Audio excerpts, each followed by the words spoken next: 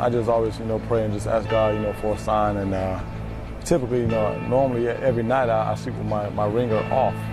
And for some reason that night, I had it on and I got an alert in the middle of the night and saying just discount airfares, to Chicago. And I've been in contact with, the coaches and, they expressed a lot of interest in myself. What were some of the things that had already led you towards at least thinking that this might be the right fit for you? Well, first and foremost, their interest. And then just being a huge fan of Coach Fox, over the years, when he was at Carolina, when he was at Denver. I love the way he operates. And then, I spoke with Coach Vic Fangio, and huge fan of his defensive system and how the way he played as safety. So, I think it was a pretty easy move for me.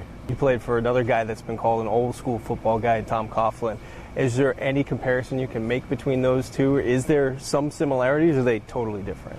I think they're different as coaches, but I think they all have the same goal in mind, which is go out there and win a football game at all costs. You were on a Super Bowl champion. When you think back to that team, even back in training camp or as the season started, is there anything you remember about that team and the way it approached its business that you've taken with you as far as how to become a winner?